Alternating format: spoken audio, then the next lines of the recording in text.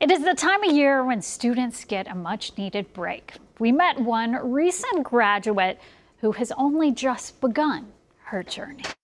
What all's going on?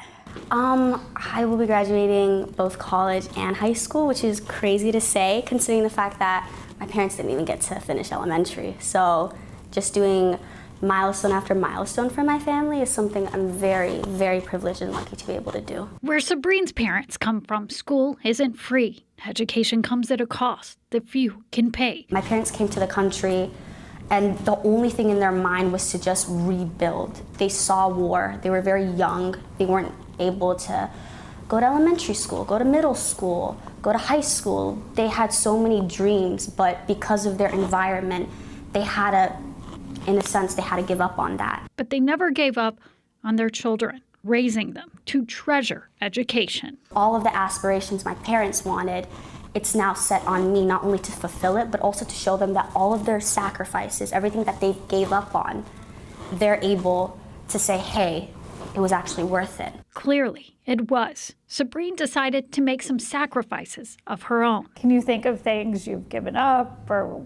Sleep. A lot of sleep, a lot of hangout opportunities, a text from your friend, can we go out? And you have to be like, no, I have to study for a final. Or, you know, you really just want to live out being a teenager as much as you can, but you have to kind of ground yourself and be like, as much as I am a teenager, I'm also a college student. And I have to put out those responsibilities before anything else. Which is challenging.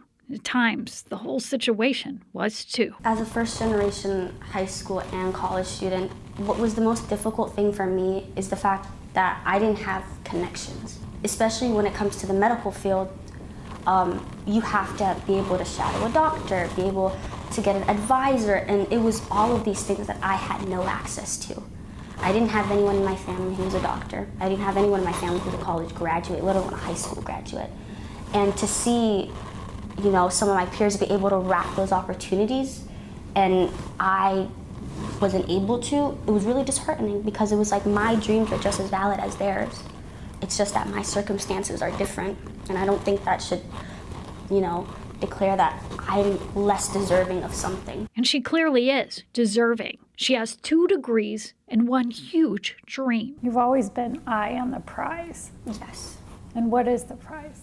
The prize is to become a surgeon and be able to go back to Somalia and actually help my community.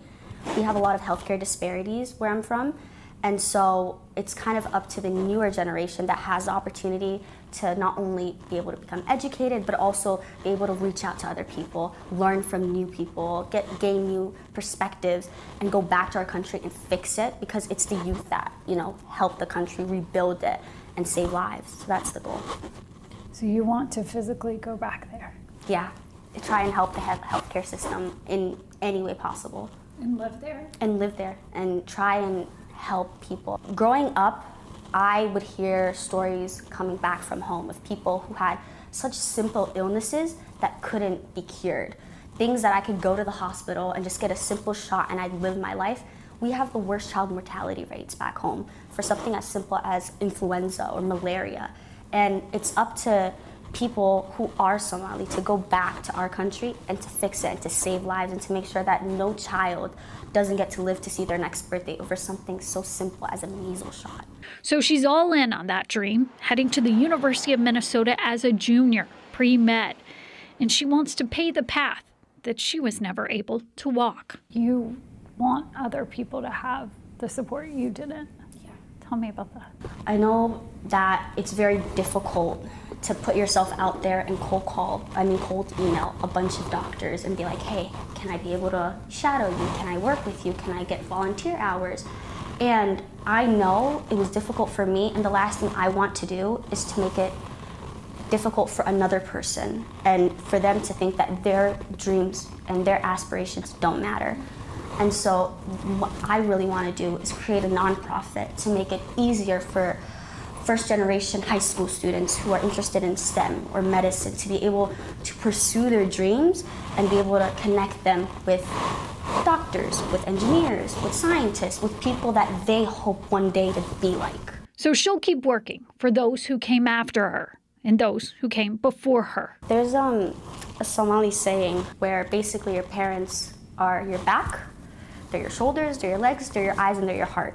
You can't live without those things. And so my parents, they advised me. They were there for me. They were my personal therapist. They were my personal cheerleader. And so to be able now to be like, hey, I did this, and all of your sacrifices were worth it. No doubt there will be many emotions ahead and many more milestones. It seems like you can picture it. I can picture it. The only thing is I need to live it. And in order to live it, I have to sacrifice everything I have now in order to reap what I sow later on. Nothing in life comes easy. It comes through hardship, it comes through struggle, and that's how you grow.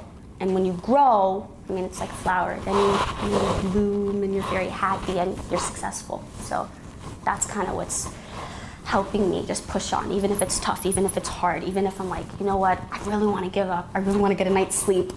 I just have to keep going because it's there. I can see it. Anything else that I haven't asked you that you want to say about this journey? There are times where you do fail.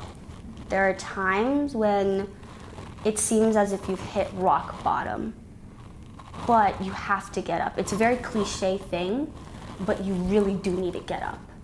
Everyone will fail at one point in life. I've had so many times where I've gotten a bad grade, I've had to redo things, I felt very insecure, and you have to be able to muster up what very little strength that may be there to push yourself back up. Because once you do so, in a year's time, you'll look back and you'll be like, I can't imagine, I really thought something so small was worth giving up everything that I hoped for.